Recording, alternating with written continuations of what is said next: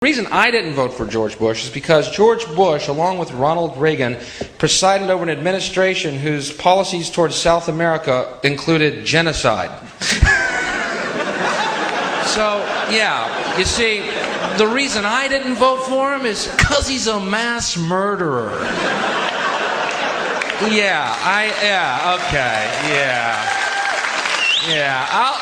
I'll pay that extra nickel on a liter of petrol just knowing little brown kids aren't being clubbed to death like baby seals in Honduras so Pepsi can put a plant down there.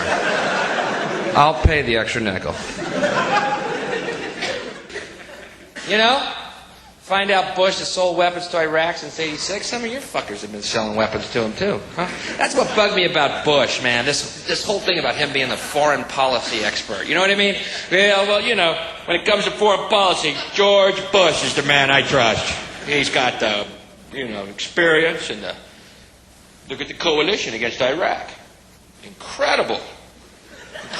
That huge coalition, that giant coalition that included England. Yeah, that must have been hard. The two predominantly white nations blowing the shit out of this little brown nation. What a hard sell that must have been for John Major, huh? John, George Bush, how are you? Good. We have a disgruntled masses getting really bored here. How about a little fireworks? Well, let's go through the Rolodex. No, Noriega got him. Oh, here's one. Saddam Hussein. That'll look good. Let's go kill some sand niggers, yeah? Brilliant. We'll be there. Right. We'll be there. Brilliant. Yes, we've already armed them too. It's brilliant. We know exactly what we're up against. It's brilliant. What a huge coalition it was,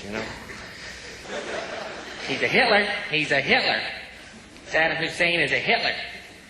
What does that make you, Goebbels? Quit arming him. He's a Hitler. He was your friend last week. He's a Hitler now.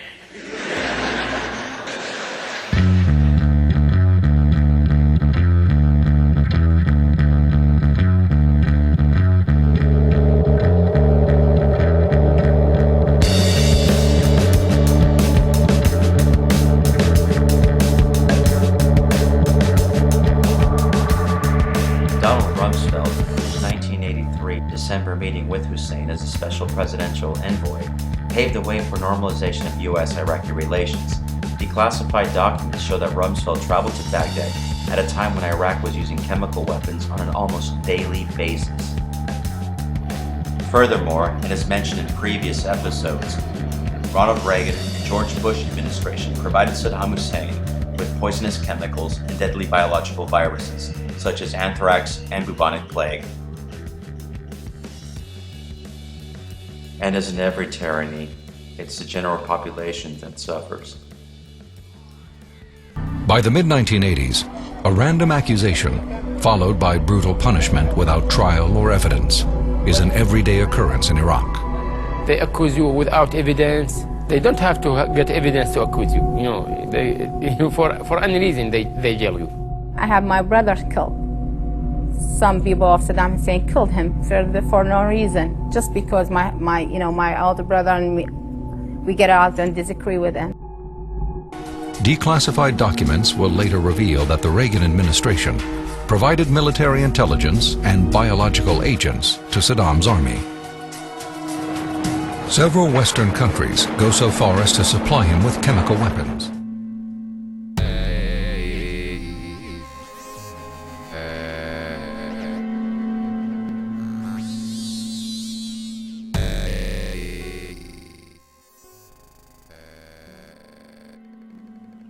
This support for dictators is kind of like creating a monster. It's alive! It's alive! It's alive! It's alive! It's alive!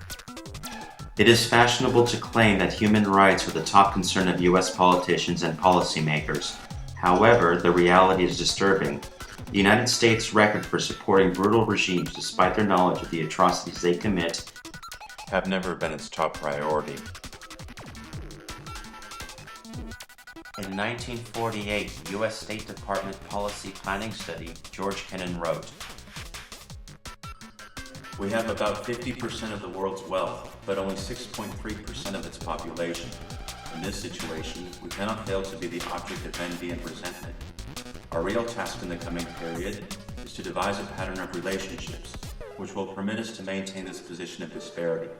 To do so, we will have to dispense with all sentimentality and daydreaming, and our attention will have to be concentrated everywhere on our immediate national objectives. We should cease to talk about vague and unreal objectives such as human rights, the raising of the living standards, and democratization. The day is not far off when we are going to have to deal in straight power concepts. The less we are then hampered by idealistic slogans, the better."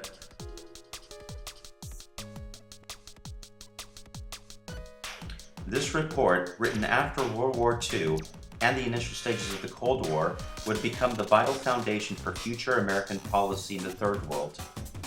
With so many interventions abroad, it is no surprise why victims of U.S. imperialism would resent the United States and its policies.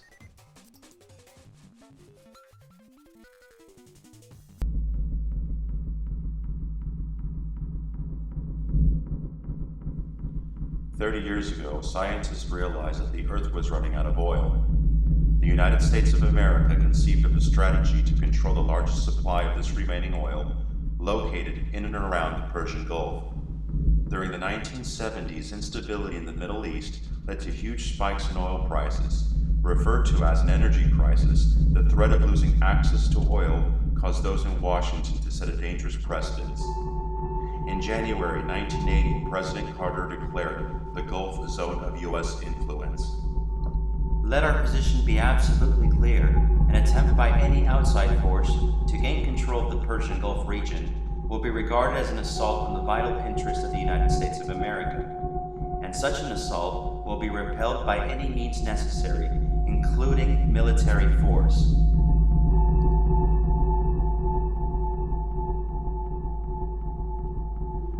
Carter then completed the Rapid Deployment Force, a military unit capable of rushing several thousand troops to the Gulf during any U.S.-deemed crisis.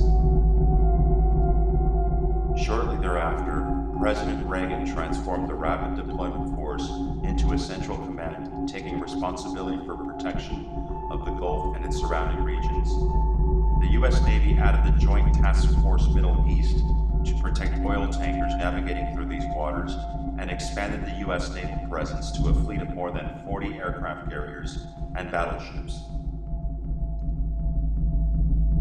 And now this brings us to the Gulf War, or Operation Desert Storm. But before moving on, we have to understand under what conditions Saddam decided to invade Kuwait.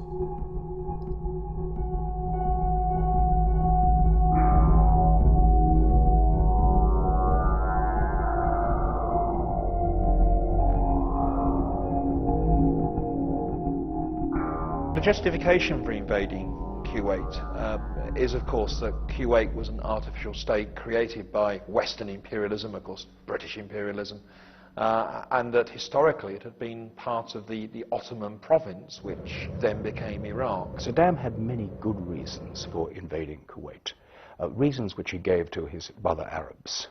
These were the noble, all-embracing reasons, the liberation from the West.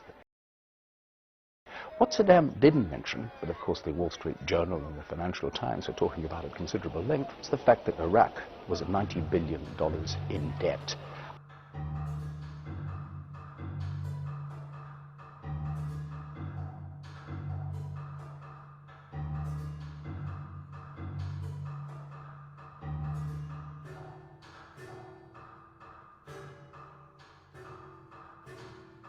Kuwait allegedly, according to Saddam, was actually overproducing their oil, exceeding the OPEC oil quotas, and therefore flooding the oil market, lowering the global price of oil. And Saddam's economists reckon that every dollar off the price of oil reduced Iraq's export revenue by $1 billion a year. So from a money point of view, Iraq wants to take Kuwait in order to be able to control Kuwait's oil production, to keep production levels lower, thus to keep the price of oil higher. And the higher the price of oil, the more money Saddam Hussein has coming in. Okay, so we have geopolitical reasons Saddam Hussein had for going into Kuwait. However, there's much more. Perhaps Congressman Ron Paul can enlighten us on this topic. Thank you, Mr. Speaker. Mr. Speaker, how did the 20-year war get started? It had been long assumed that the United States government, shortly before Iraq invaded Kuwait in August of 1990, gave Saddam Hussein a green light to attack.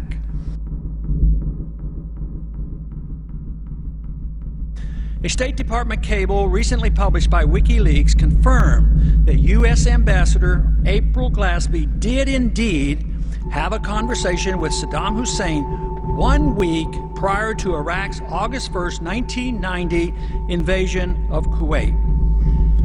Amazingly, the released cable was entitled Saddam's Message of Friendship to President Bush. In it, Ambassador Glaspie affirmed to Saddam that the president, this is in quotes, the president had instructed her to broaden and deepen our relations with Iraq, close quote. As Saddam Hussein outlined Iraq's ongoing border dispute with Kuwait, Ambassador Glaspie was quite clear that, quote, we took no position on these Arab affairs, close quote. There would have been no reason for Saddam Hussein not to take this assurance at face value. The U.S. was quite supportive of his invasion and war of aggression against Iran in the 1980s. With this approval from the U.S. government, it wasn't surprising that the invasion occurred. The shock and surprise was how quickly the tables were turned and our friend, Saddam Hussein, all of a sudden became Hitler personified. In other words, Saddam was double-crossed and lured into Kuwait, thus giving the Western allies a pretext for their war on Iraq with the ultimate goal of seizing Iraq's oil.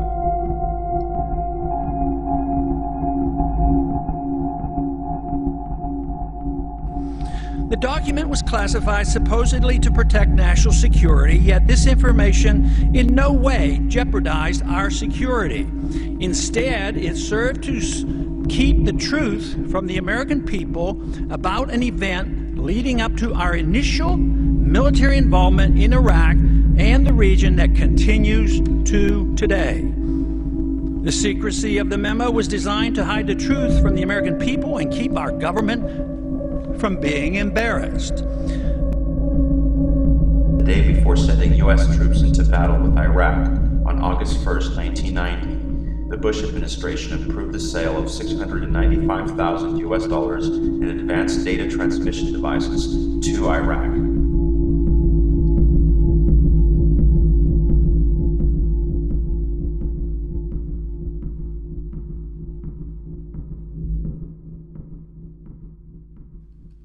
So Saddam took the bait and on August 2nd, 1990 invaded Kuwait.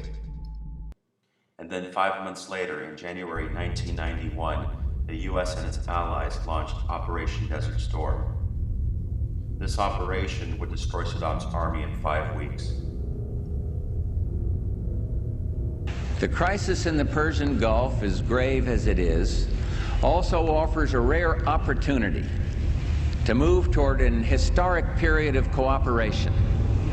Out of these troubled times, our fifth objective, a new world order, can emerge.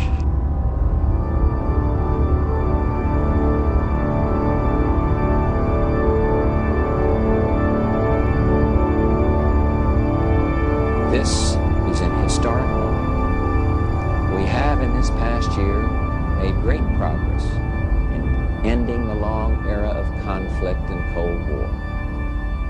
We have before us the opportunity to forge for ourselves and for future generations a new world order, a world where the rule of law, not the law of the jungle, governs the conduct of nations. When we are successful, and we will be, we have a real chance at this new world order an order in which a credible United Nations can use its peacekeeping role to fulfill the promise and vision of the UN's founders.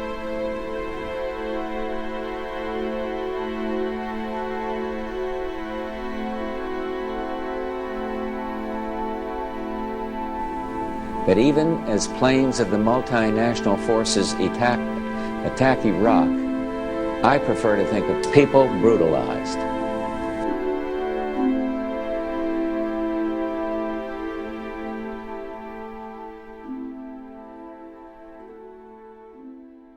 I saw the Iraqi soldiers come into the hospital with guns. They took the babies out of the incubators. Took the incubators and left the children to die on the cold floor.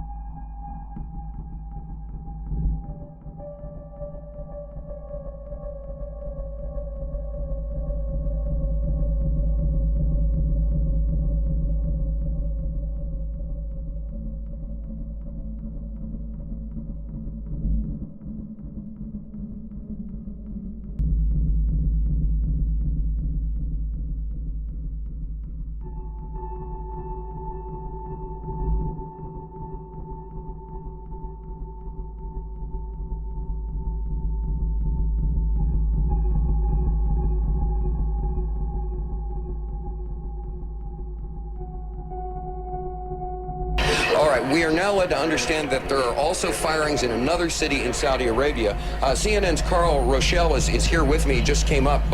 Carl, I know we can't be very specific given these restrictions, but within those parameters, what did you see? Well, what I saw, I didn't see anything hit. I looked almost straight above us.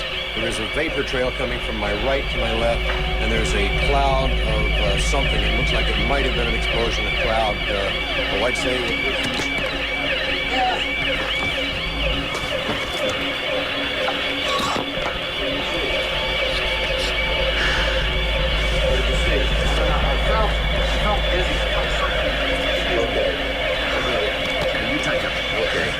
My apologies for that. He's putting on a gas mask. There hasn't been any gas dropped here that we could tell. You smell anything? No. You may smell some of the fumes from a missile exhaust going off.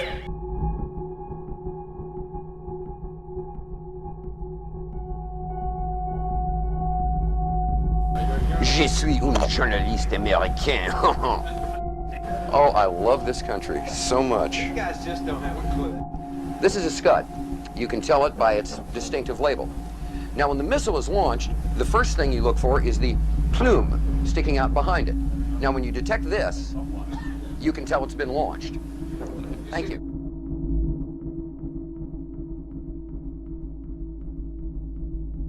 They took the babies out of the incubators.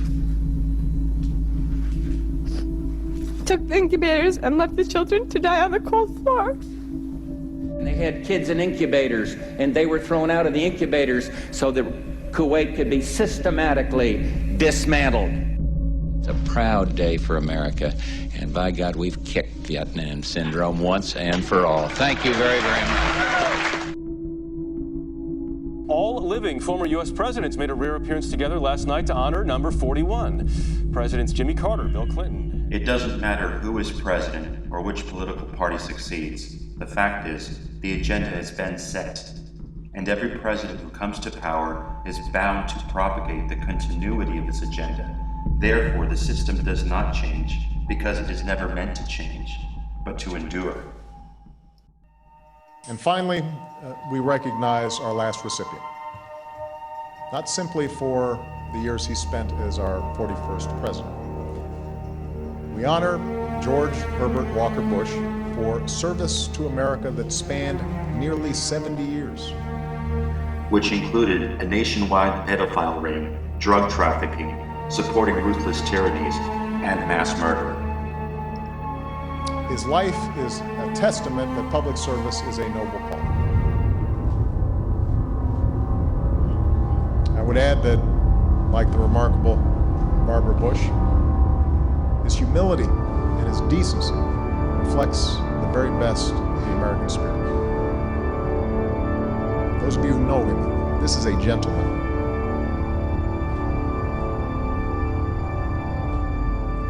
Inspiring citizens to become points of light in service to others.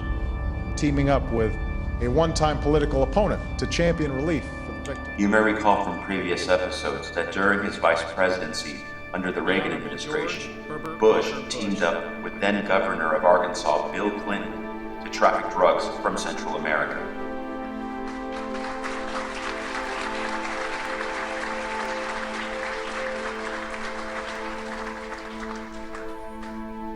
From his time as a decorated Navy pilot. It is beyond every conceivable form of rational thought that our elected officials who are meant to serve us as public servants should engage in such despicable acts, such as crimes against humanity. And yet these individuals are awarded our nation's highest honors. Our government is plagued with a disease. Our government is plagued with a disease so inherently Machiavellian and so inherently evil in scope, in which personal wealth, military glory, and prestige come first above our interests as a people.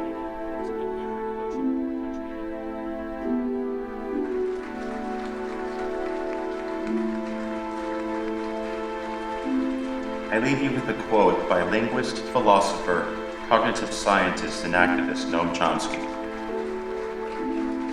If the Nuremberg laws were applied, then every post-war American president would have been hanged.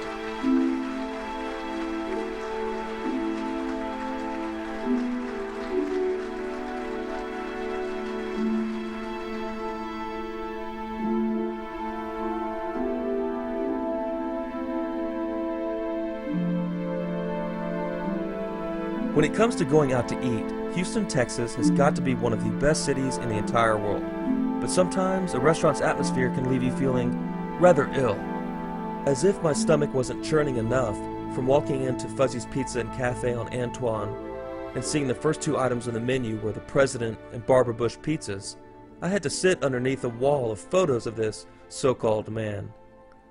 You see, Papa Bush lives not too far from where I do, and when he frequents a business in this city, it's often turned into a shrine of sorts.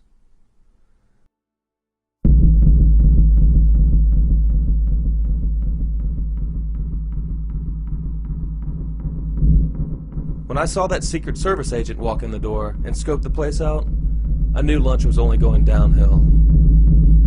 Sure enough, several minutes later, the entourage arrived. I went out to my car to get my camera and come back in and give this so-called man a piece of my mind.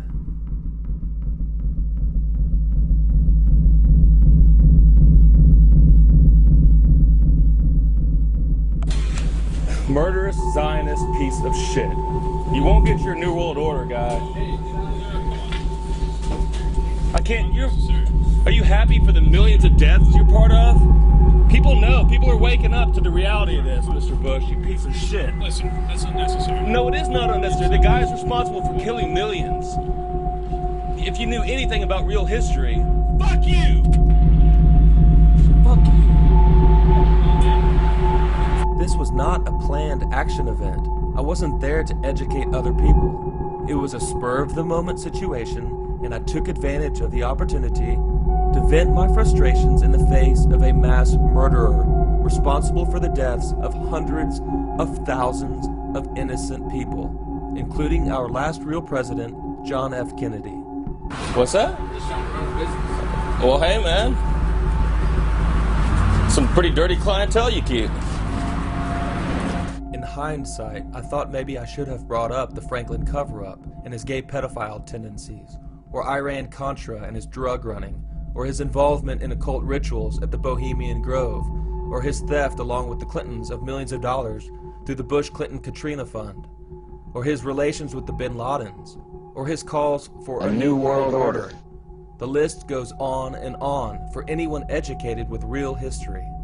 Even though I did not mention any specific crimes, and I basically just cursed out the old diabolical psychopath, I'm glad I did it. There are millions of people around this world who have broken free of the propaganda.